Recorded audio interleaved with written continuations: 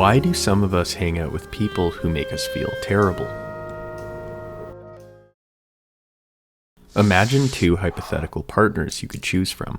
Partner 1, aptly named Mr. Nice, is emotionally healthy, encouraging, and supportive. They can help you see the best in yourself. Partner 2, the foul Mr. Nasty, is demeaning and judgmental. They reinforce any and all insecurities you have about yourself. Who would you choose? In a 1992 study by Swan and colleagues, they asked participants the exact same question. You'd think that people would overwhelmingly choose a guy who's going to have your back, someone who's going to love you for who you are, right? The researchers found that people chose based on their view of themselves. Those with positive self-views would choose Mr. Nice, whereas those who had a negative view of themselves as worthless, undeserving, and unlovable sought the company of Mr. Nasty. Self-verification theory is the idea that we gravitate towards situations that confirm our own self-views. So why do so many people view themselves as worthless? Why is it so hard to feel like you're enough?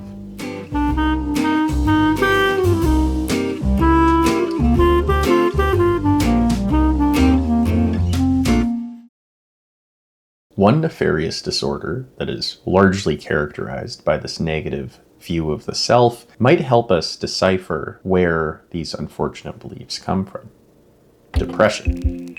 As argued in the unified model of depression, sadness and frustration can actually be adaptive. After a negative experience, we need to take stock and recover. We have expended our emotional resources. But what if we see the whole world as a negative experience, including how we see ourselves? How would one ever get the chance to recharge? Depression emerges out of a toxic mix of childhood trauma, genetic loading, and accumulation of stressors that tell you loud and clear that you are worthless. The consistency of this misery can break our spirit and leave us complacent in our own self-imposed alienation. The manifestation of these beliefs happen in our thoughts. Beck theorizes that depression results in what he calls the cognitive triad, a simultaneous negative view of oneself, the world, and the future. From this, a whole host of terrible beliefs pervade our thinking. Depression results in internal representations characterized by loss, failure, worthlessness, and rejection. Those depressed are also more likely to recall negative words and negative experiences in reference to themselves. Can you imagine spending the day in the mind of someone constantly putting themselves down? For some of you, imagination isn't necessary. How do you get out of this mental hell? How do you start to feel deserving of happiness, of success? How can you feel like you're enough?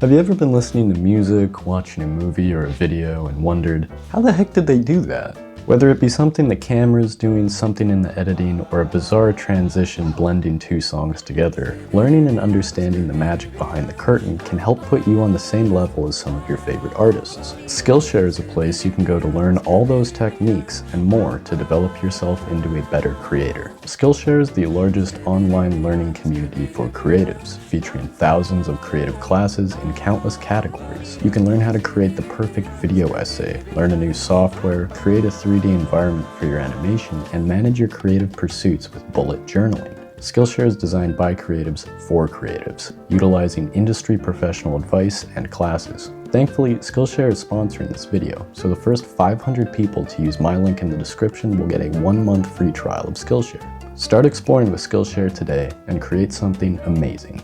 Thank you, Skillshare, for sponsoring this video. All you need to do is just boost your self-esteem, right? But let's recall the self-verification study, as it reveals something pretty universal. We tend to rely on external sources, like romantic partners and affirmations, to inform how we value ourselves. In other words, our self-worth is often contingent. Good grades, good looks, how much we are liked and wanted. If these sources were threatened, it would make sense then that our self-worth would lower. An investigation by Crocker and Park found something interesting. When self-esteem was tied to things outside of our control, fluctuations in happiness and sadness were more extreme. They argued that significance of self-esteem lied not in its overall amount, but on the specific contingencies on which individuals stake their self-worth. These findings reflect the ancient wisdom of Epictetus. The chief task in life is simply this: to identify and separate matters so that I can say clearly to myself which are externals not under my control and which have to do with the choices I actually control. Where then do I look for good and evil? Not to uncontrollable externals, but within myself, to the choices that are my own. Similarly, Michel de Montaigne argued that a good life should include wife, children, goods, and above all, health. Yet he warned we must not bind ourselves to them so strongly that our happiness depends on them. Instead, he suggests that we reserve a backshop all to our own. What exactly does this mean? It certainly is not a championing of isolation. Rather, Montaigne is arguing for a good life that involves a level of comfort with both change and loss. Most importantly, it involves an acceptance of ourselves as actually quite ordinary. If we fail to do this, we will never feel like we're enough, and this is something that can rule our lives. He writes of a woman who ate behind a curtain for fear of being seen chewing, as well as a man who was buried in his underwear to retain privacy. We can think in our own lives of days when we avoided the grocery store clerk, or put off a challenging project out of not feeling good enough about ourselves. Here, Montaigne writes, "The most terrible and violent of our own afflictions is to despise our own being."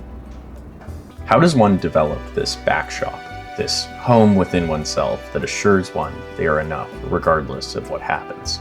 Mindfulness is the practice of non-judgmental observation. Through meditation and body scanning, we pay attention to our thoughts, feelings, and inner sensations. A cough, a fart, an embarrassing memory from the 6th grade. Let them pass, like clouds in the sky. Detachment from our thoughts and feelings allow us to observe our emotions and our feelings of unworthiness as temporary events, rather than absolute truths written into the code of our very being.